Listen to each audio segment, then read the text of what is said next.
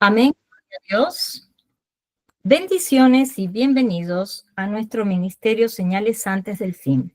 Primeramente, le damos toda la gloria y honra a nuestro Padre Celestial por habernos permitido estar reunidos aquí en familia una vez más para aprender más de su santa palabra.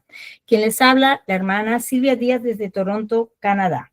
Y hoy continuamos con nuestro estudio bíblico profético dirigido por nuestro pastor Estuardo Revolorio desde Guatemala. El tema del estudio para el día de hoy es la salvación de Israel. Antes de pasarle con nuestro pastor Estuardo, quiero mencionarles que tenemos canal en Telegram y en YouTube a nombre de Ministerio Señales Antes del Fin, también una página en Facebook a nombre del pastor Luis Alberto García, donde también estamos colocando nuestros links de Google Meet para que puedan participar en nuestros estudios bíblicos en vivo y donde también estamos poniendo mucha información actual. Le pedimos por favor que se suscriban y compartan estos estudios bíblicos para que también puedan ser de mucha bendición para otras vidas. También nuestro pastor Estuardo Revolorio tiene una página en Facebook a nombre de Estuardo Revolorio, también un hermoso grupo en Facebook llamado Ministerio Mirad a Sion, Señales Antes del Fin, y un canal de YouTube a nombre de Estuardo Revolorio. De la misma manera, le pedimos por favor que se suscriban a sus páginas y lo apoyemos en su ministerio. Ahora sí, le damos la más cordial bienvenida desde Guatemala a nuestro pastor Estuardo Revolorio para que pueda comenzar con este maravilloso estudio de la palabra de Dios. Bendiciones, pastor Estuardo, y bienvenido. Dios les bendiga, amados hermanos, en esta preciosa noche. Bueno, es un maravilloso privilegio de poder estar nuevamente reunidos, ya todos completos, ¿verdad? En este servicio. Y vamos a pedirle a Dios que nos ayuden esta preciosa noche. Un corto mensaje, no va a ser muy largo, pero sustancioso. Vamos a ver algo maravilloso en la Escritura y espero que sea de mucha bendición y edificación para nuestras vidas. Padre que estás en el cielo, gracias por la oportunidad que nos das nuevamente de un día más que nos regalaste, de misericordia y un tiempo más de reunirnos en esta preciosa noche, Señor, con mis hermanos.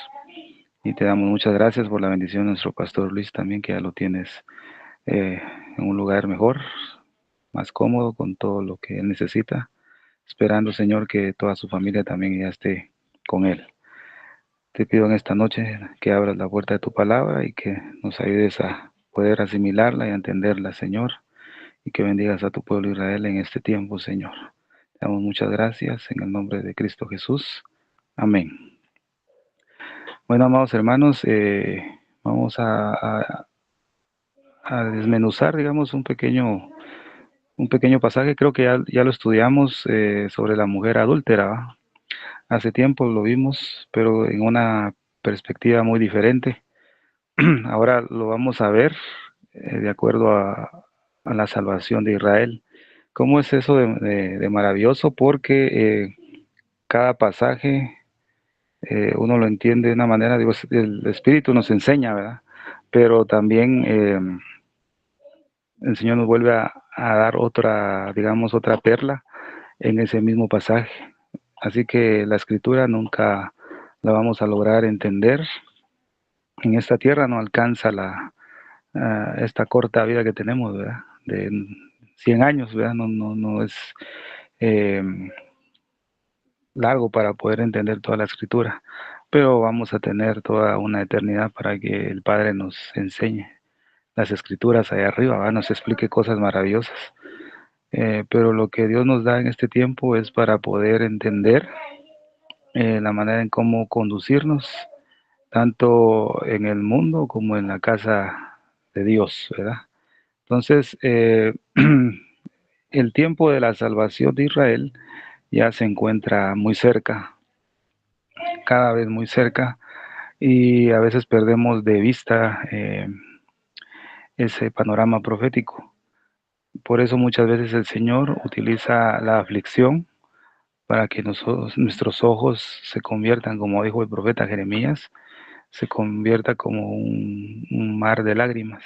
Y creo que las lágrimas hacen limpiar nuestra vista espiritual para poder ver aquello que hemos perdido de vista, ¿verdad? Entonces, En Mateo capítulo 16, versículo de 2 al 3, mi hermana, aquí lo tenemos, esta es la base que vamos a usar.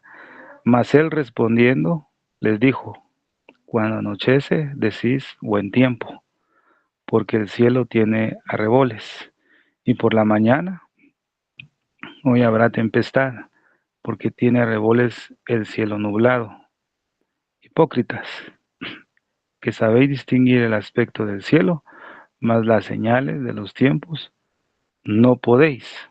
O sea, este pasaje, amado hermano, fue una respuesta muy drástica, muy dura, que el Señor Jesús tuvo que darle a esa generación que era muy dura, ¿verdad? A los fariseos, ¿verdad?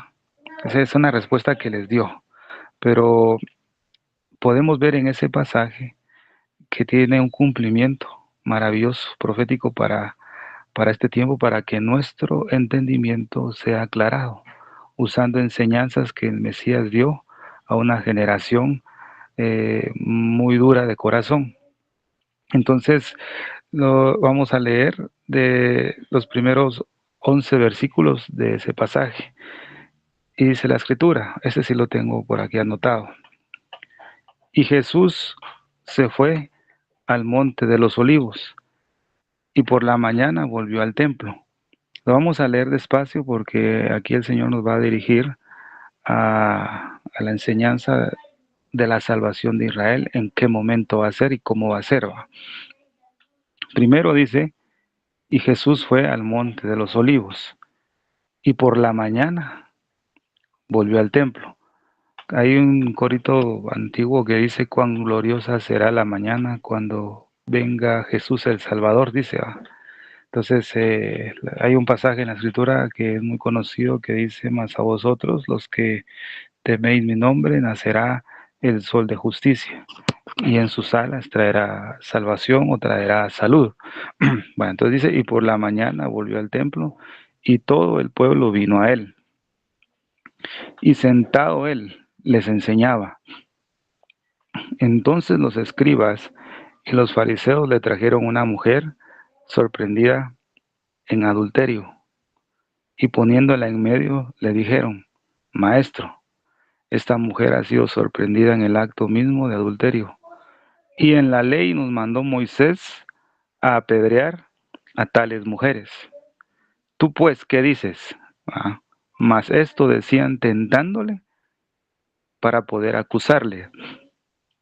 Pero Jesús, inclinado hacia el suelo, escribía en tierra con el dedo. Y como insistieron en preguntarle, se enderezó y les dijo, el que de vosotros esté sin pecado, sea el primero en arrojar la piedra contra ella. E inclinándose de nuevo hacia el suelo, siguió escribiendo en tierra. Pero ellos, al oír esto, acusados por su conciencia, salían uno a uno, comenzando desde los más viejos hasta los postreros. Y quedó solo Jesús y la mujer que estaba en medio. Enderezándose Jesús y no viendo a nadie sino a la mujer, le dijo, mujer, ¿dónde están los que te acusaban? ¿Ninguno te condenó? Ella dijo, ninguno, Señor. Entonces Jesús le dijo, ni yo te condeno, vete y no peques más. Este pasaje, vuelvo a repetir, lo estudiamos hace tiempo y le pusimos el nombre sobre la mujer adúltera, ¿verdad? Y vimos cómo el Señor utilizó la ley o las mismas escrituras o la Torá para defender a la mujer y acusar de pecado a los fariseos, ¿verdad? Y a los escribas que querían apedrear a la mujer, ¿verdad? Lo vimos en un panorama en cuanto a cómo Yeshua cumplió toda la ley, ¿verdad?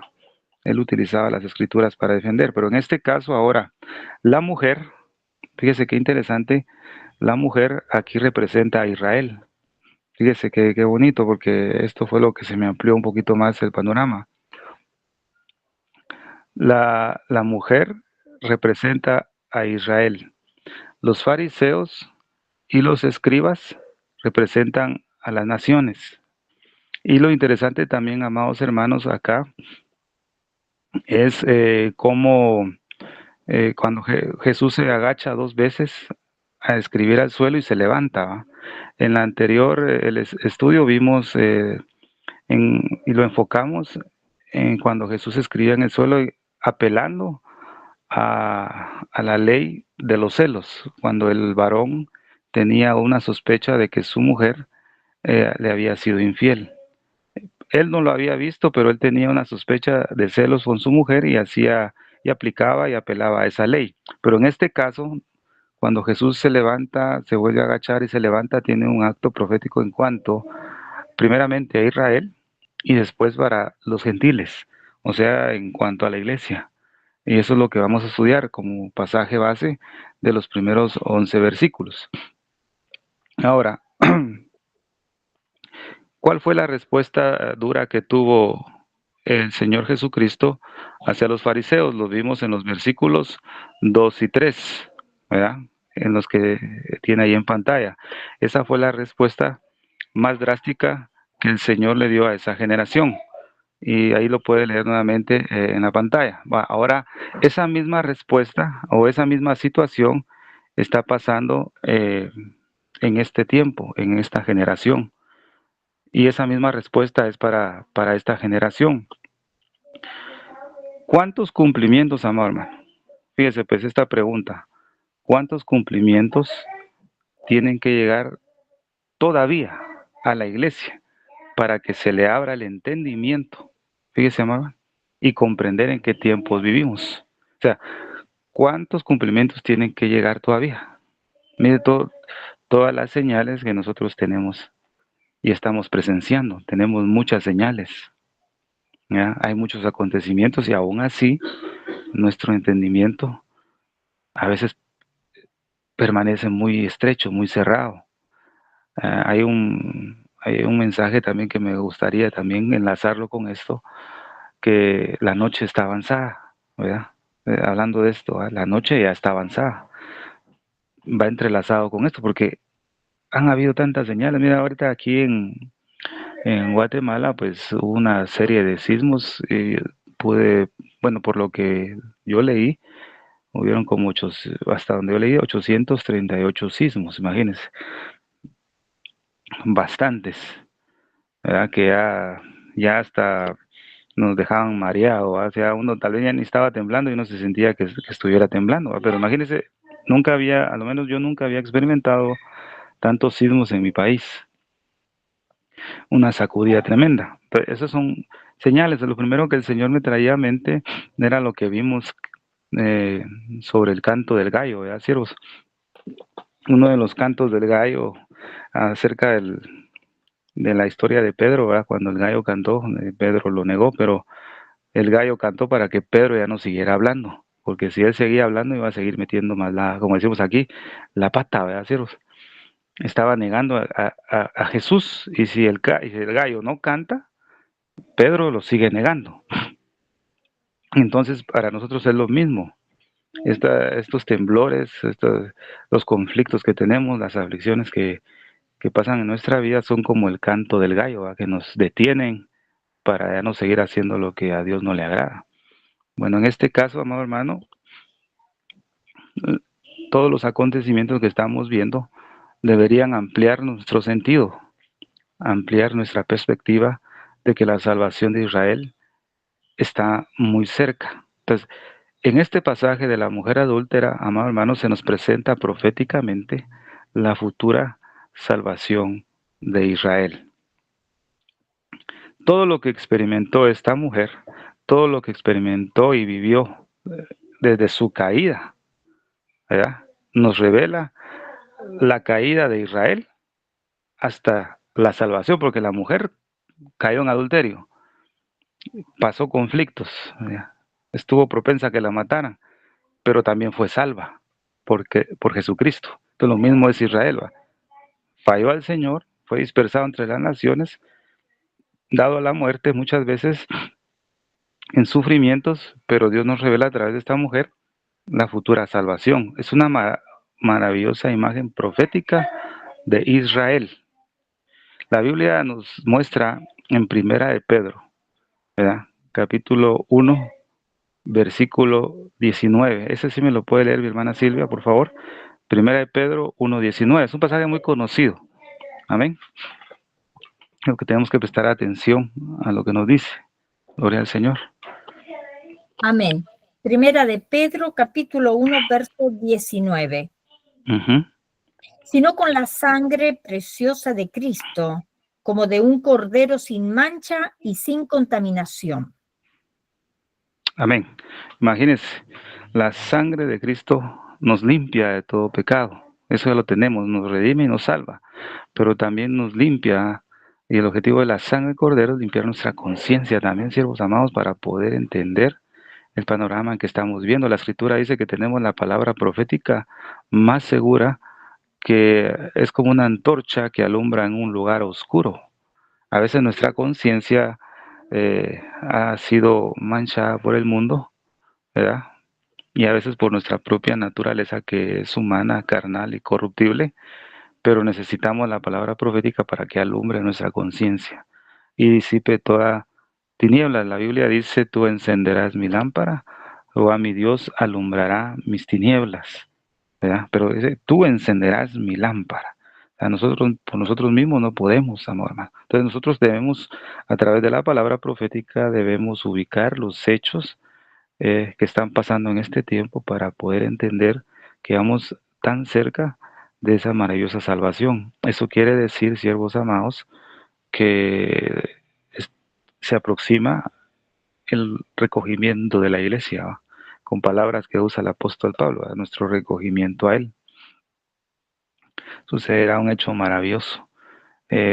Hay días, hay momentos en que se siente ese, ¿cómo se le puede decir? Ese ambiente, ¿verdad? Uno puede sentir esa sensación de que el Señor está muy cerca, ¿verdad? Que los pasos del Señor se han agilizado y se han hecho más audibles a la iglesia y también para Israel. Ahora, Jesús nunca llega tarde a alguna situación. Jesús no llegó tarde al momento en que la mujer adúltera estaba siendo eh, puesta para ser apedreada. Jesús no llegó tarde, llegó justo a tiempo.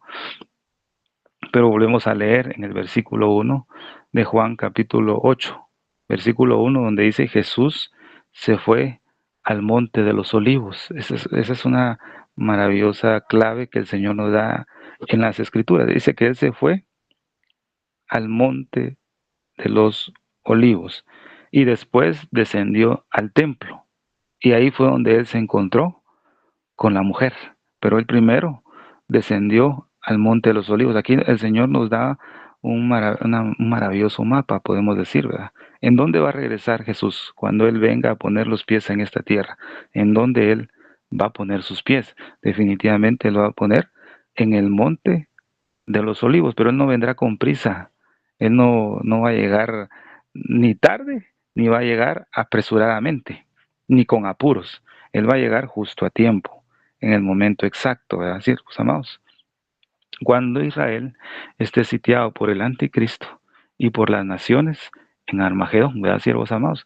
Justamente en ese tiempo el Señor va a poner sus pies en el monte de los olivos. Esto podemos leer en Zacarías en 14:4, donde dice: y se afirmarán sus pies, fíjese, en aquel día, sobre el monte de los olivos que está enfrente de Jerusalén al oriente. Entonces ya vimos el mensaje sobre las puertas de Jerusalén, y una de las puertas de Jerusalén que vimos es la puerta del oriente, es donde el Señor va a entrar. Es una puerta que vimos que está sellada, pero lastimosamente enfrente de esa puerta hay algo que es desagradable, ¿verdad, siervos amados?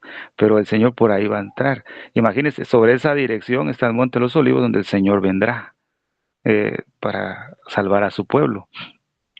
Ese día que menciona Zacarías capítulo 14, versículo 4, ese es el tiempo, fíjese, ese será el tiempo de la salvación para Israel. Entonces, en ese momento, en ese día, puede ser, como dice la escritura, ¿va? Tiene que ser la mañana, ¿va? En esa mañana es donde va a haber un nuevo amanecer para el pueblo de Israel. Entonces, si vemos, podemos imaginar un poco la noche en la cual estaba adulterando la mujer y la encontraron en esa noche, porque fue de noche, ¿verdad? Que la encontraron, no fue de día, ¿va? Fue de noche que la encontraron en el acto del adulterio, ¿verdad? Esa noche la mujer pasó una gran angustia cuando la descubrieron. Imagínense, la sorprendieron en adulterio. ¿Y qué angustia sintió ella? ¿Qué miedo sintió? Ya me cacharon, vaya. Hoy sí me van a apedrear. Sintió la angustia y la agonía de la muerte por haberla encontrado en adulterio. La encontraron, la llevaron ante el consejo o tribunal, ¿verdad?, de los fariseos y escribas, ¿verdad? Donde también en ese tribunal podemos pensar, o enfrente de los fariseos, ella pasó una gran aflicción, porque la estaban condenando y la estaban señalando. Y también, como vuelvo a repetir, en ese momento ella tuvo que ver o presentir o sentir la muerte pasando cerca de ella. Mire, mire qué angustia y qué aflicción pasó. Mire qué tremendo. Es una comparación, amado hermano, y una figura de Israel. Esta mujer adúltera nos señala la angustia que Israel sigue pasando, pero también nos señala la meta, amado hermano, que va a tener Israel en ese momento. Todo el proceder de la mujer adúltera es el caminar que Israel está teniendo en este momento. Y vamos a descubrir en qué momento se encuentra el pueblo del Señor, pero también vamos a descubrir en qué momento se encuentra la iglesia, ¿verdad? Yo creo que la iglesia va un poco más adelante ahorita. Israel ya va atrás de nosotros porque el Señor ya está trabajando con su pueblo, ya está echando sus primeros higos. Cuando vimos en Cantares, ¿verdad?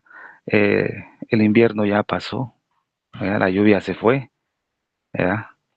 El tiempo de la canción ha llegado, ¿verdad? El canto de la tórtola, ¿se acuerda de ese mensaje? Que sería bueno que lo repasáramos o que fueran a ver el video y repasarlo nuevamente, ¿va? O que usted pueda leer el libro de Cantares capítulo 2, ¿verdad? Del versículo 9 en adelante, donde dice, el invierno ya pasó, la higuera ha echado sus higos y las flores en cierne dieron su olor. Es lo mismo, podemos compararlo con la mujer adúltera, es lo mismo, está floreciendo Israel ya en este tiempo, ya Israel ya tiene higos, ya no solamente tiene hojas, sino tiene higos, amados hermanos. Entonces, ¿qué representa ese momento de angustia, ese momento de aflicción que la mujer pasó en ese tiempo, en esa noche, ante el tribunal? ¿Qué representa todo eso para Israel? Israel, amado hermano, también está pasando por eso ahora. Los fariseos y los escribas que acusaban a la mujer conforme a la ley de Moisés, no estaban usando otra ley, estaban usando la ley divina, lo que Dios había establecido, porque la ley de Moisés es la ley que Dios le dio a él, es una ley divina. Entonces los fariseos y escribas estaban usando lo que Dios dijo para acusar a la mujer. Ahora, ¿qué representan los fariseos y los escribas para nosotros en este tiempo? ¿Quiénes acusan a Israel, a la nación de Israel? Bueno, en primer lugar, los medios de comunicación, ¿verdad, siervos amados? Los medios de comunicación, las diferentes denominaciones religiosas y aún gran parte de la cristiandad son los que señalan a Israel de todo lo malo que pasa en el mundo o en el Medio Oriente y las guerras, la culpa siempre la tiene Israel. Entonces, el pueblo de Israel se encuentra ahorita en medio de esa angustia. Todavía no ha salido, todavía no le ha amanecido. Pienso yo, bueno, esto yo lo pienso de esta manera, yo, que está, digamos, en la hora de las 3 de la madrugada, todavía donde está muy oscuro, ¿va? Israel va por ahí, ya va a amanecer. Eso téngalo por seguro. La noche ya está avanzada. Eso lo habla Romanos, ¿verdad? Creo que Romanos dice la noche está avanzada. Por eso de ahí podemos sacar ese tema. La noche está avanzada. Ya avanzó, no estamos ni al inicio de la noche, no estamos ni siquiera a la medianoche hablando en términos de la salvación de Israel. Ya estamos saliendo, ¿va? Ya se va a ver el alba. Es para Israel. Ahora, la iglesia del Señor es muy distinta. La iglesia del Señor va encaminada hacia la medianoche todavía, ¿viste, hermano? Pero el tiempo es algo diferente, ¿verdad? Para la iglesia del Señor y para Israel el tiempo cambia un poco. pero la salvación es la misma. O sea, Israel pasa una aflicción y está pasando, la iglesia tiene que pasar una aflicción todavía. ¿Va? Siervos, o sea, los dolores de parto no se han intensificado todavía. Estamos viendo algunas contracciones de esos principios de dolores, esas unas contracciones, pero recuerda que cuando algo va a nacer, o algo va, digo, perdón, cuando un bebé va a nacer ya, las contracciones ya son más fuertes y más seguidas, una tras otra, una tras otra. Todavía no hemos llegado a ese rumbo, pero ya hemos sentido algunos dolores, ¿verdad, siervos amados? Entonces la noche ya está avanzada. O sea, todos los fariseos y los que escribas ya tenían una piedra en su mano con la intención de matar a esta mujer, ¿verdad? Pero lo importante ahí es que ellos no sospechaban que Yeshua estaba cerca para poder salvar a la mujer. Todos estaban ya con la piedra. Las naciones que están alrededor de Israel tienen esa piedra ya en su mano, fíjese, y, y solo están esperando una orden para apedrear a Israel. Pero como Yeshua está ahí, ¿verdad? Como dice Daniel, ¿verdad? Que Miguel pelea por el pueblo del Señor, todavía está el Señor ahí. Jehová de los ejércitos, ¿verdad? Porque Jehová en hebreo es Yahshua. Ya es G y Yeshua va. Fíjese, Yahshua es Jehová salva. Fíjese, amor hermano. Entonces, cuando nosotros leemos en la escritura Jehová de los ejércitos, automáticamente en el hebreo nos dice Yahshua de los ejércitos. Es Cristo Jesús, fíjese, amor hermano. Todavía está ahí. Las naciones quieren apedrear a Israel, pero inconscientemente ellos desconocen que Jesús ya está ahí para salvar a Israel todavía. No lo saben, ¿ves? Por eso es que se quedan todavía con la mano ahí, con la piedra en la mano. No pueden extinguir a Israel. Todavía no pueden, porque Israel va encaminado a un nuevo día, a un nuevo amanecer. Después de esa noche de angustia, de tribulación y aflicción, incluso cerca de la muerte, ¿verdad? Esta mujer encontró un nuevo amanecer, lo mismo es para Israel. En medio de esta angustia que está teniendo todavía y que todavía falta que se intensifique, amados hermanos, porque primeramente Dios ya el otro martes miramos en sí el tema de la guerra de Gog y Magog, y qué bueno que ya el pastor va a estar para echarme la mano aquí, porque ese es un tema muy, muy difícil para mí de entenderlo a su máximo nivel, ¿verdad? Pero lo poco que he comprendido es que esta mujer, Israel, va encaminado todavía a una gran aflicción, ¿verdad? Que va a ver la muerte de cerca, ¿verdad? Pero la Biblia dice, aunque ande en valle de sombra de muerte, no temerá mal alguno porque tú estarás conmigo, hablando acerca de Israel. ¿Verdad? Entonces, lo que le pasó a la mujer en esa madrugada en el templo, fíjese qué maravilloso, es una imagen profética de que nos habla de que Israel lo que va a pasar en Israel en medio de las naciones. Lo que pasó la mujer en el templo, en esa angustia, es una imagen profética de lo que Israel va a pasar en medio de las naciones.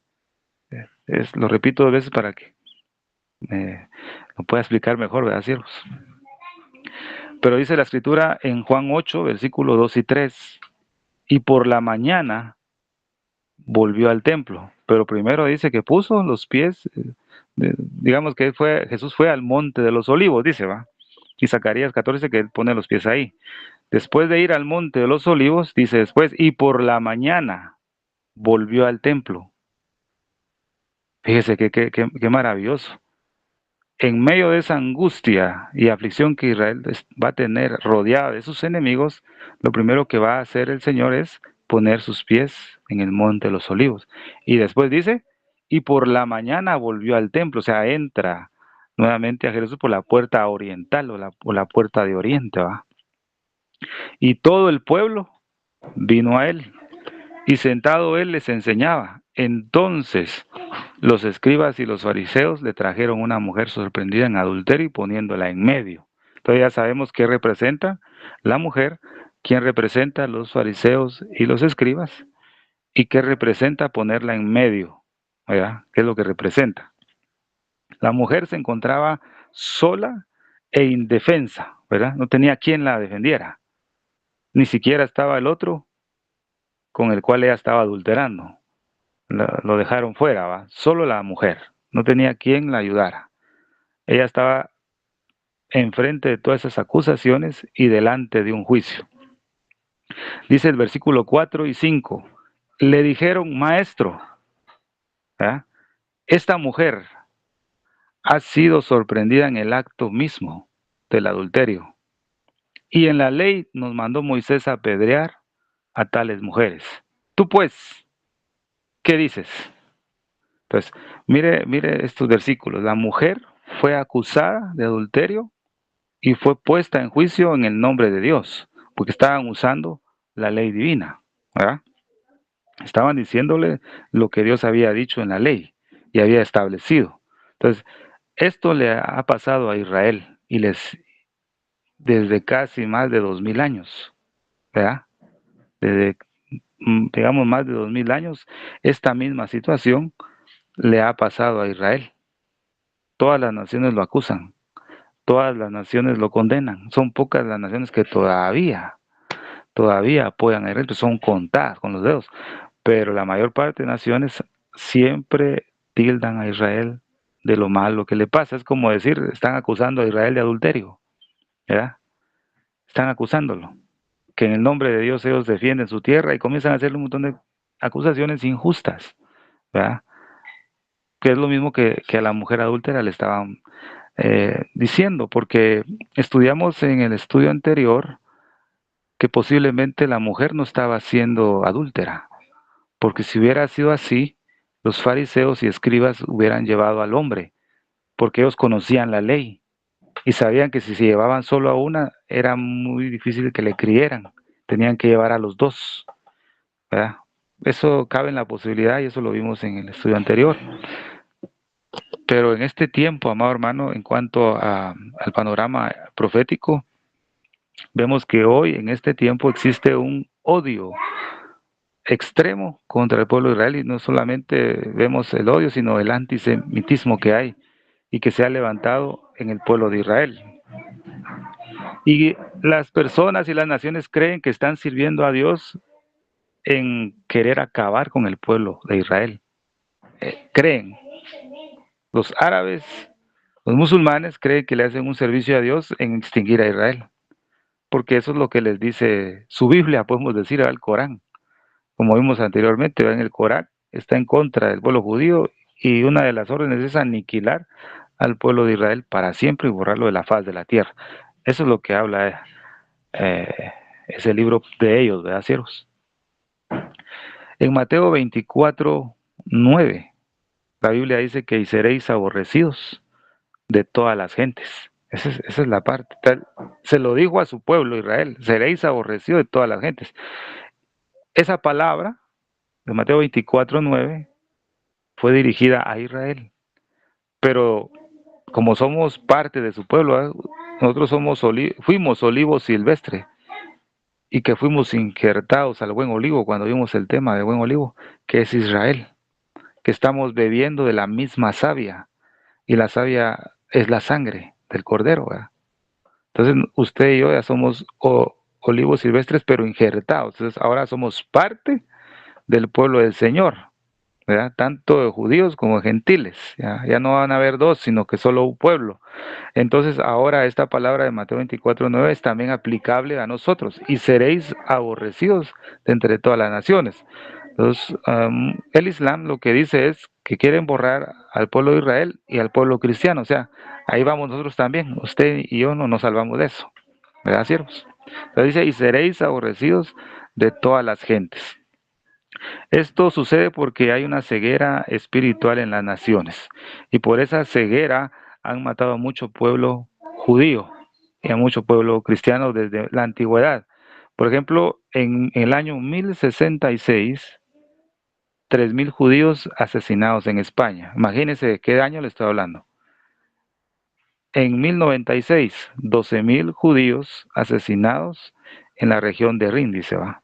En 1099, 80,000 judíos y musulmanes son muertos por los cruzados en Jerusalén. En 1215, los judíos de Europa son obligados a llevar uniformes con una estrella, creo que usted lo ha visto en alguna imagen en internet, una estrella judía de parte del Papa en el Cuarto Concilio de Letrán. O sea, había un rechazo y un rechazo del pueblo judío, ¿verdad? En 1290 todos los judíos son expatriados de Inglaterra. En 1298, 20.000 judíos matados en Baviera y Austria. En 1321, 5.000 judíos asesinados en el sur de Francia. En 1348, 1.000.000 de judíos exterminados en toda Europa. En 1349, 2.000 judíos quemados en Estrasburgo. En 1391, 20.000 judíos españoles quemados en la hoguera. En 1483, 30.000 judíos quemados en España en la Inquisición. En 1494, miles de judíos europeos asesinados a causa de la bula pontífica contra las brujas. ¿Va? O sea, hacían creer que los judíos o judías eran, las mujeres judías eran brujas. ¿Va? En 1506, 2.000 judíos asesinados en Lisboa. En 1574, 897 judíos quemados en México. En 1680, 86 judíos de Madrid quemados en la hoguera. En 1933 para 1945 en toda Europa son exterminados unos 6.250.000 judíos por los nazis de esa fecha. ¿Verdad? O sea, aproximadamente 1,5 millones de esos asesinos, de esos 6 millones, eran niños menores de 14 años. Eso es lo que da una información, ¿verdad? Fíjese, hermano. Imagínense, ¿cuántos judíos o el pueblo del Señor fueron asesinados desde épocas anteriores? ¿Verdad? Tanto por los nazis, por los católicos, ¿verdad? Imagínense. Y por otras religiones, ¿no? Por Hitler, ¿verdad? Que Hitler era un católico bautizado, ¿ves? Cuando uno va descubriendo un poquito más de historia, se da cuenta cómo ha sido planificado todo para exterminar al pueblo del Señor, ¿verdad? Entonces, ¿cuál es la causa de esa enemistad contra el pueblo de Israel, amado hermano? ¿Cuál es esa lucha? Y aquí va la clave. Esa lucha no va dirigida principalmente contra Israel, porque la acusación que le hacían a la mujer adúltera no era específicamente el ataque para ella, fíjese, amor hermano, no era para ella, sino era para Jesús, porque la Biblia dice en Juan 8:6, mas esto decían, tentándole para poder acusarle, ¿a quién? A Jesús. O sea que lo que estaba pasando la mujer adúltera era, digámosle, un camuflaje para poder tenderle una trampa al maestro, porque la ira de los fariseos y escribas era con Jesús, no con la mujer. Lo mismo es con Israel. Las naciones atacan a Israel, pero el centro y el objetivo es Dios. Satanás quiere exterminar a Israel, pero el objetivo es hacerle la guerra al Señor. Esto decían tentándole para poder acusarle. Cuando las naciones combaten a Israel, esa lucha la están dirigiendo contra Dios. Por eso en Salmo capítulo 2 dice, ese pasaje dice que ellos se levantan, las naciones y los pueblos se levantan contra el ungido, diciendo, rompamos sus ligaduras y echemos de nosotros sus cuerdas, dice. Ahí está claro. Esto podemos compararlo, el versículo 6 de Juan 8 lo puede comparar con el Salmo capítulo 2, cuando las naciones dicen, echemos nosotros de nuestras vidas sus cuerdas y los lazos, no queremos nada, porque se han levantado contra su ungido. Si quiere me lo puede buscar mi hermana para poder leerlo bien, Salmo capítulo 2, creo que es versículo 1 y 2, creo que son los donde inicia, por favor. Amén, amén. Es capítulo 2, versos 2 y 3. 2, amén. Se levantarán los reyes de la tierra y príncipes consultarán unidos contra Jehová y contra su ungido, diciendo, rompamos sus ligaduras y echemos de nosotros sus cuerdas. Ahí está. ¿Se da cuenta? Contra Jehová y contra su ungido.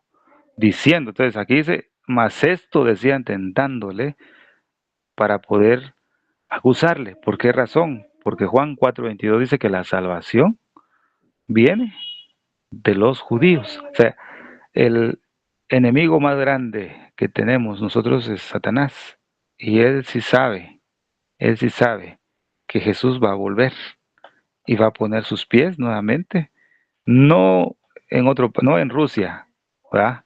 No va a poner los pies ni siquiera aquí en Guatemala, ni en Estados Unidos, ni en Inglaterra, no. Jesús va a volver y va a poner sus pies en el monte de los olivos, en Israel. Satanás lo sabe muy bien. Y por eso quiere exterminar al pueblo de Israel, porque sabe que el Señor va a regresar ahí y va a asentar su capital desde Jerusalén. Y por eso está tratando de impedir por cualquier medio de que se destruya a Israel. Alguien que está en contra de Israel no está luchando con esa nación, está luchando con Jehová de los ejércitos. Por eso es que nadie prevalece, ¿verdad, amados? Nadie prevalece. Entonces, a ver qué horas son. Entonces quiero compartirle ya para terminar algo siempre sobre el mismo, amado hermano, pasaje que estamos viendo. Dice la escritura, vamos a ver, déjenme. En Juan 8:6 dice, pero Jesús, dice, ¿va? Jesús, inclinándose hacia el suelo, escribía en tierra con el dedo, ¿verdad? Todo lo que Jesús hizo en ese momento no fue por gusto, o sea, el más mínimo detalle de la escritura no está por gusto. Hay cierta información que Dios nos da ahí. Imagínense, dice acá, inclinándose hacia el suelo. Solo con esta parte que dice aquí, inclinándose hacia el suelo, ahí tenemos que verificar por qué lo hizo, por qué se inclinó. En el momento que estaban acusando a la mujer, dice que él se inclinó hacia el suelo. Hay un acto profético que nos muestra algo ahí para la salvación de Israel, ¿va? Y escribía en tierra con el dedo, ¿va? ¿Qué es lo que escribía el Señor? Fíjese, qué maravilloso. ¿Qué podemos decir qué es lo que escribía el Señor ahí? Estaban acusando a una mujer de adulterio y que estaban usando la Torá para decirle, Dios nos mandó a través de Moisés, que a tales mujeres hay que apedrear. No estaban diciendo nada falso, estaban diciendo la verdad, acusándolo con la escritura. Pero ¿qué hace Jesús? Se inclinó y comenzó a escribir con su dedo, ¿verdad? Jeremías capítulo 17, versículo 13 al 15, hermana Silvia, por favor. Jeremías 17, versículo 13 al 15. ¿Qué escribía el Mesías? ¿Ah? Amén. Acá tengo Jeremías capítulo 17 versos. 13 al 15. Amén, gloria a Dios. Oh Jehová, esperanza de Israel, todos los que te dejan serán avergonzados, y los que se apartan de mí serán escritos en el polvo, porque dejaron a Jehová manantial de aguas vivas. Sáname, oh Jehová, y seré sano. Sálvame y seré salvo, porque tú eres mi alabanza. He aquí que ellos me dicen, ¿dónde está la palabra de Jehová? Que se cumpla ahora. Imagínense, Jesús se inclina cuando acusan a la mujer y se alza este pasaje. Oh Jehová, esperanza de Israel. Todos los que se olvidan de ti prácticamente serán escritos en el polvo. Entonces, cuando las naciones rodean a Israel y la atacan, ¿verdad? Y porque Dios lo permite, Dios se inclina, ¿ves, hermano? Y escribe en el suelo, en la tierra, oh Jehová, esperanza de Israel. ¿Ves? Todos los que estén en contra de ti serán avergonzados. Y no ha sido así, siervos amados. Todos los enemigos de Israel que se levantan para hacerlos desaparecer terminan avergonzados. No porque Israel sea perfecto y que esté buscando al Señor. Ciertamente hay un remanente pequeñito dentro de Jerusalén, de Israel, que buscan al Señor y ya creen en Cristo Jesús, ¿verdad? Ya creen, como los del camino de Maús. pero la mayor parte del pueblo judío todavía tiene cegado el entendimiento porque es una palabra que se está cumpliendo de Isaías capítulo 6 hasta este momento. Pero como hay promesas que le dio a Abraham, ¿verdad? Porque esas promesas no han caído y no se han olvidado, Dios cumple su promesa, Dios guarda a su pueblo, no va a desaparecer, ¿verdad? No, no va a ser extinguido. Pues, oh Jehová, esperanza de Israel. Entonces, amado hermano, podemos ver acá cuando se inclinó. Esa fue la primera vez que se inclina. Pero dice que se inclina una segunda vez. Y esa segunda vez que se inclina y vuelve a escribir, la Biblia nos da una guianza, ¿verdad? Para poder ir descubriendo lo que Jesús escribió para lo que estamos hablando ahora en cuanto a la profecía de Israel. Podemos ir a ver en Isaías capítulo 64, versículo 6, hermana Silvia. Isaías capítulo 64, versículo 6. Amén. Si bien todos nosotros somos como suciedad y todas nuestras justicias como trapo de inmundicia, y caímos todos nosotros como la hoja, y nuestras maldades nos llevaron como viento. Imagínense, la primera vez que se inclina Jesús y escribe en el polvo es la redención que el Señor nos profetiza acerca de Israel. Luego se levanta, porque aquí todo lo estamos viendo cuando Él se inclina, pero también tenemos que ver qué significa cuando Él se levanta.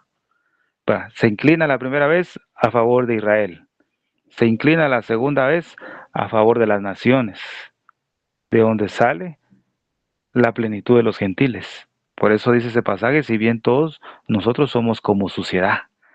Esta vez eh, Jesús se vuelve a inclinar y escribe otra vez en el polvo de la tierra. Porque imagínense, nosotros somos polvo, ¿así? Porque del polvo fuimos tomados, de la tierra. Entonces, ¿qué significa, amados hermanos, el hecho de que Cristo se inclinó dos veces? Esto nos amplía el panorama de que esas dos veces que se inclina nos revela que es cuando Jesús tomó en sí mismo la culpa, todita la culpa del pecado, del mundo. Porque podemos ver, amado hermano, que Cristo vino a esta tierra por las ovejas perdidas de la casa de Israel. El objetivo principal del Padre era salvar a Israel. Si estoy mal, pues, bueno, si está mi pastor acá, Luis, puede corregirme o algún otro pastor hermano. Pero cuando veo en la escritura, siervo, Jesús vino primeramente a salvar a Israel, a morir por Israel. Pero como lo rechazaron, salió de casa y se fue al mar. Eso lo vimos en Jonás, ¿verdad? Cuando el Señor le dice, levántate, Jonás, y ve a Nínive, le dice, va. Jonás capítulo 1, va. Si me lo puede leer, hermana Silvia, Jonás capítulo 1, para volver a repasar eh, esto que estamos diciendo. Amén. ¿Le leo todo el capítulo 1, pastor? No, solamente creo que el versículo 1 donde Dios le da la orden que vaya a Nínive. Por favor. Amén. Vino palabra de Jehová a Jonás, hijo de Amitai, diciendo, levántate y ve a Nínive, aquella gran ciudad, y pregona contra ella, porque ha subido su maldad delante de mí. Amén. Y vino palabra de Jehová a Jonás. ¿Cuál fue la orden? La palabra del Padre vino a un judío, digamos, Jonás, a un hebreo, a uno de Israel. La palabra primeramente vino a Jonás. El mensaje fue a Jonás. Israel tenía eh, la misión de ser luz entre las naciones. La misión de Israel era predicar el Evangelio. Y vino palabra de Jehová a Jonás. Y le dijo, levántate. La misión, la gran comisión, podemos decir, va. Ve a Nínive y pregona ahí el mensaje, porque su maldad ha subido. Bueno, Pero vemos que Jonás recibió el mensaje, pero Jonás desobedeció. En vez de ir a dar el mensaje a Nínive, dice que él se fue para Tarsis. Eso lo mismo pasó con Israel. El Señor le dio el mensaje al pueblo de Israel para hacer luz a las naciones, pero Israel desobedeció y zarpó a Tarsis. Y tomó un barco y se fue hasta lo más bajo del barco y se quedó dormido ahí. Entonces se levantó un mar, un viento y una gran tempestad en el mar, dice, va. Se levantó una tempestad y los marineros que estaban ahí comenzaron a hacer lo posible para no perecer. Y el capitán del barco descendió donde estaba Jonás y le dijo, levántate, dormilón, le dijo. A pesar de que Israel desobedeció el mensaje que Dios le había dado y se fue para otro lado, y este barco o ese mar significa que cuando Israel fue dispersado entre las naciones, se fue hasta lo más bajo de las naciones, pero a pesar de que está hasta lo más bajo de las naciones, Israel nunca ha pasado desapercibido. Siempre es encontrado culpable de lo que sucede, porque después dijeron, levántate, dormilón, ¿verdad?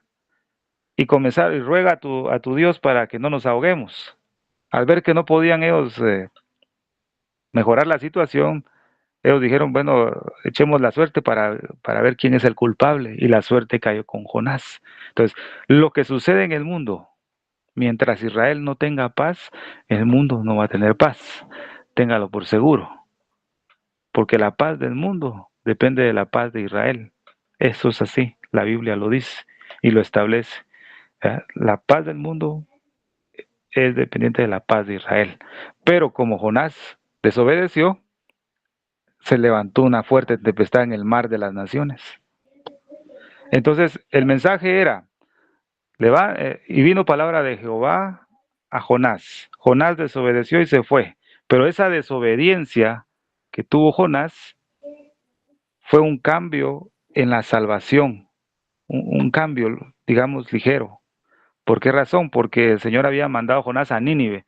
Nínive representa el mundo entero, ¿verdad? Pero como desobedeció, se fue a Tarsis en un barco. Y los que se salvaron primero fueron los marineros, ¿verdad? No Nínive. Hubo un cambio en la historia de la salvación, ¿verdad? Israel, pueblo elegido por Dios, desobedeció, vino el Señor y voy a mandar a mi único hijo para salvar a las ovejas perdidas de Israel. Pero hubo un cambio, porque el pueblo rechazó, no queremos que este reine sobre nosotros. Entonces hubo un cambio en la historia de salvación y el Señor se fue al mar de las naciones subido a la barca, donde usted y yo somos representados en esos marineros. Esos marineros de la barca es figura de la iglesia, rescatada del mar de las naciones. ¿Ves? Entonces los marineros descubrieron que era Jonás, porque le dijeron, ¿tú de dónde eres? ¿De qué pueblo eres? Yo soy hebreo y adoro a Jehová, y sirvo a Jehová de los ejércitos, dijo. Imagínense. Entonces Jonás dijo, bueno, la solución para que se calme todo es para que me echen al mar. Entonces, este levantar o esta inclinación de Jesús con la mujer es una representación de los marineros echando a Jonás en el mar. Jesús tomó toda la culpa y lo echaron al mar y las aguas se calmaron. Entonces dice que los marineros ya no clamaron nunca más a sus dioses, sino que ofrecieron un sacrificio a Jehová de los ejércitos. Fíjese, o sea, se salvó los marineros, se salvó la iglesia. Después de haber salvado a la iglesia, entonces viene Jonás y pasa un proceso, ¿verdad? En el gran pez, y después de eso, entonces se dirige a Nínive. Ahora, nosotros ya hemos sido salvos en ese barco de entre las naciones, pero ahora nuestro Mesías, que es Cristo, va directo a Nínive, a las naciones. Fíjese, amado hermano, ¿cómo es que el Señor nos está ayudando a todos nosotros a entender y armar, cómo puedo decirle, un rompecabezas para poder entender la palabra profética, ¿verdad, siervos? Ir armando acá y armando acá y poder ir comprendiendo cuál es el objetivo, ¿verdad? Vemos que Cristo fue a la cruz fue al Gólgota, pero primeramente por su pueblo, Israel, ¿verdad? Por su pueblo Israel, se inclinó a favor de la mujer. Los fariseos acusaban a la mujer de apedrearla, entonces Jesús se inclinó a tierra, pero esa inclinación fue a favor de la mujer, o sea, fue a favor de Israel, pero Jesús inclinándose hacia el suelo escribía en tierra con el dedo. Y ya vimos, va Jeremías, oh Jehová, esperanza de Israel, ¿verdad? O esperanza de Israel.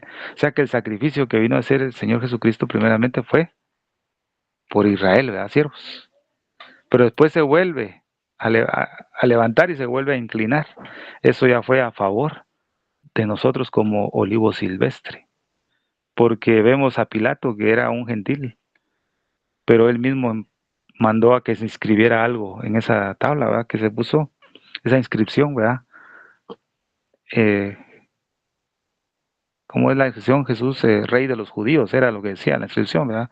Me pueden corroborar ahí. Pero imagínense, Dios se levantó para enviar a su Hijo inclinándose a tierra por Israel y por nosotros. Ese es un maravilloso cumplimiento para nuestra vida, siervos amados. ¿Cuánto tiempo necesitamos todavía nosotros para comprender este panorama profético? ¿Cuánto tiempo nos queda?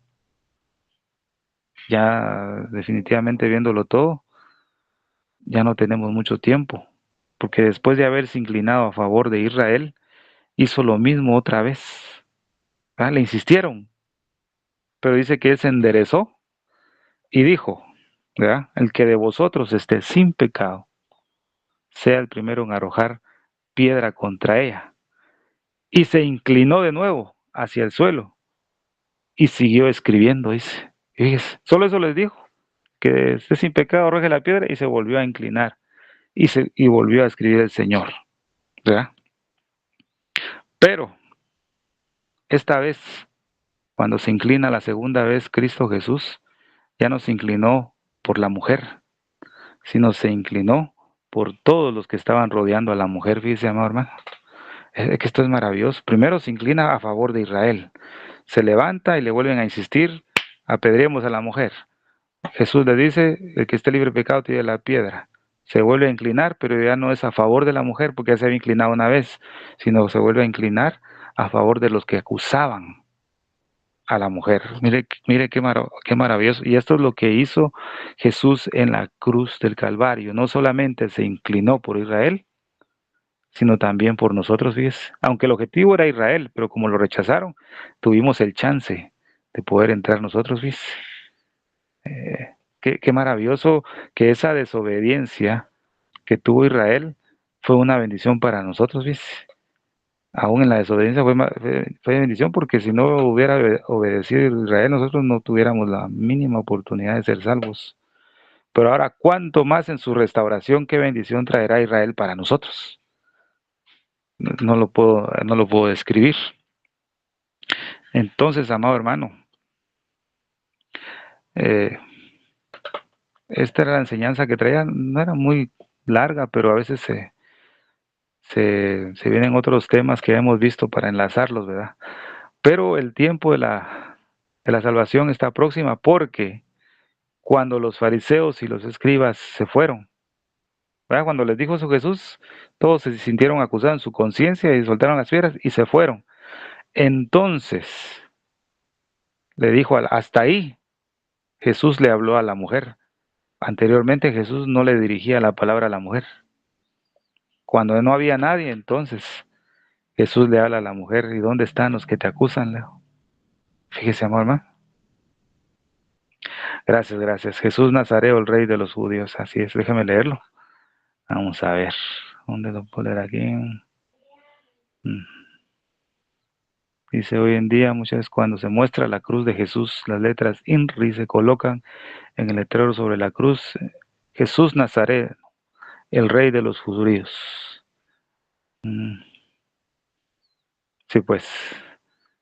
A ver, dice: Pilato colocó sobre la cabeza de Jesús, específica que el letrero está escrito en arameo. Amén, así es. Gracias, eso era. Confirmar que Pilatos había sido, ¿verdad? Dios usó un gentil, ¿va? No crea que por gusto Pilatos escribió eso y quedó de sobra, ¿va? ¿Sí? No, ahí hay un dato muy importante que Dios tiene que revelar en esa inscripción que hizo Pilato. ¿Por qué lo hizo? ¿Va? ¿Inspirado por quién? Entonces todavía no, Dios no nos ha hablado ahí, ¿verdad, siervos? Entonces imagínense, se inclinó 2 veces, se levantó 2 veces. Él se levantó del suelo del templo para rechazar a los enemigos de la mujer. O sea, él tomó y defendió a la mujer, o sea, defendió a Israel. Cuando Israel sea agobiado por sus enemigos y quede completamente solo, el Señor se va a inclinar y se va a levantar y va a defender a Israel. Qué maravilloso. Y como insistieron en preguntarle, se enderezó y él les dijo: el que de vosotros esté sin pecado sea el primero en arrojar la piedra contra ella. Pero ellos, al oír esto, acusados por su conciencia, salían uno a uno, comenzando desde el más viejo hasta los postreros. Y quedó solo Jesús y la mujer que estaba en medio. Esta misma situación asimismo sucederá cuando Cristo regrese con poder y con gran gloria. Primero va a rechazar a los enemigos de Israel, o sea, los va a ahuyentar, los va a alejar o los va a aniquilar, no sé qué vaya a hacer el Señor. Va a matar al anticristo, al falso profeta, y va a aniquilar a muchos gentiles e impíos, ¿verdad? Y los juzgará con las naciones. Entonces podemos ver lo que dice Zacarías capítulo 14, versículo 12 y 13, comparado con Apocalipsis capítulo 6. Entonces, cuando se levantó la segunda vez Cristo, entonces tuvo un encuentro con la mujer. Y ese encuentro lo que hizo fue asegurarle su salvación, fíjese, amor hermano, y el perdón. Cuando Cristo venga al Monte de los Olivos, entre al templo y se levante a favor de Israel, lo que va a hacer es asegurarle su salvación y su redención. Fíjese, amor hermano. Anteriormente Jesús no le había dirigido nada, ni una sola palabra a la mujer, pero ya cuando se quedó solo con la mujer, enderezándose Jesús y no viendo a nadie sino a la mujer, hasta ahí la vio, ¿viste? Le dijo: mujer, ¿dónde están los que te acusaban? Ninguno te condenó. Ella dijo: ninguno, Señor. Entonces Jesús le dijo: ni yo te condeno. Vete y no peques más. Es una figura maravillosa cuando el Señor venga y regrese para salvar a Israel. Esto mismo hará: derrotará a los enemigos de Israel y volverá hacia su pueblo y los salvará. Y el pueblo de Israel se arrepentirá de sus pecados, porque dice: y mirarán a mí, al que traspasaron, y derramaré sobre ellos un espíritu de gracia y un espíritu de oración. Vemos el principio de la historia de la mujer adúltera. Estaba en medio de los que lo acusaban. Los escribas y los fariseos le trajeron una mujer sorprendida en adulterio, decía, y poniéndola en medio. Eso fue al principio, pero al final de la historia solamente quedó Jesús con la mujer, solo Jesús y la mujer que estaba en medio. Así pasará el final con Israel. Fíjese, hermano, solo va a quedar Jesús e Israel. Y los que rodean a Israel en este tiempo, que lo están agobiando, no estarán nunca más, porque solo estará Jesús con la mujer. Así que, amados hermanos, espero que me hayan entendido un poquito y que haya sido de mucha bendición este panorama profético que Dios me impartió para dárselos a conocer. Dios les bendiga, amados hermanos. Tiempo, hermana Silvia. Amén, gloria a Dios. Muchísimas gracias, Pastor Estuardo Revolorio desde Guatemala, por este hermoso estudio de la palabra de Dios, por las comparaciones muy claras. Y familia, yo les invito a que vuelvan a escuchar este mensaje. Está muy, muy interesante, muy importante. Muchas cosas que el pastor estaba mencionando, yo lo tenía acá anotado y me daba gozo porque digo: gracias, Señor, porque tu palabra es clara y edifica, nos ayuda a crecer, familia. Por eso es importante que aprendamos cada día más de la palabra de Dios. Amén. Los eventos y profecías cumpliéndose alrededor del mundo nos están indicando que estamos viviendo ya tiempos finales. Así que, familia, Esto es como una llamada que el Señor nos está haciendo a cada uno de nosotros, alertando que Jesucristo ya viene a buscarnos, que el arrebatamiento de la iglesia está ya a las puertas y pronto nos vamos. Pero ¿qué tenemos que hacer para poder ser dignos de irnos de este mundo? Buscar a Dios, familia, de santificarnos, de consagrarnos, de leer la palabra de Dios, de orar, de buscarlo con todo nuestro corazón, porque Él aún nos está hablando, nos está llamando, vengo, vengo, pero estamos preparados, estamos listos. Entonces, también este mensaje para aquellas personas que aún no han invitado a Jesús a morar en su corazón y quisieran hacerlo en el día de hoy. Hoy es el día, Dios te está llamando a la puerta de tu corazón para que lo dejes entrar y que Él pueda estar contigo por una eternidad. Él tiene maravillosas promesas, bendiciones. Esta vida es temporaria, pero la próxima es eterna en Cristo Jesús. Acéptalo en tu corazón, abre tu corazón, arrepiéntete de tus pecados y acéptalo como tu único Señor y Salvador de tu vida. Él va a inscribir tu nombre en el libro de la vida del Cordero de Dios. Él tiene propósitos maravillosos para tu vida, pero te tienes que arrepentir de todo corazón y Él va a hacerte su hijo.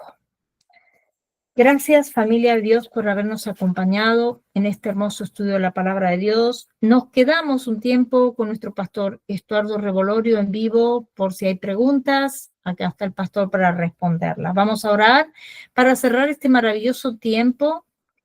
Amén. Gloria al Señor. Padre Celestial, al cerrar esta reunión, queremos darte toda la gloria y honra.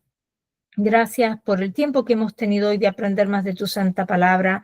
Bendice a cada persona que se tomó el tiempo de reunirse aquí hoy, también por aquellas personas que van a ver esta grabación en diferido. Te pedimos que tu mano de protección sea sobre todos nosotros durante el resto de la semana. También te damos gracias por nuestro pastor Estuardo Revolorio. Te pedimos que lo continúes bendiciéndolo y llenándolo más y más de tu sabiduría en el nombre precioso de tu Hijo Jesús de Nazaret. Amén y amén. Gracias por habernos acompañado. Que la paz de nuestro Señor Jesucristo sea con cada uno de ustedes. Dios me los bendiga ricamente a todos. Amén.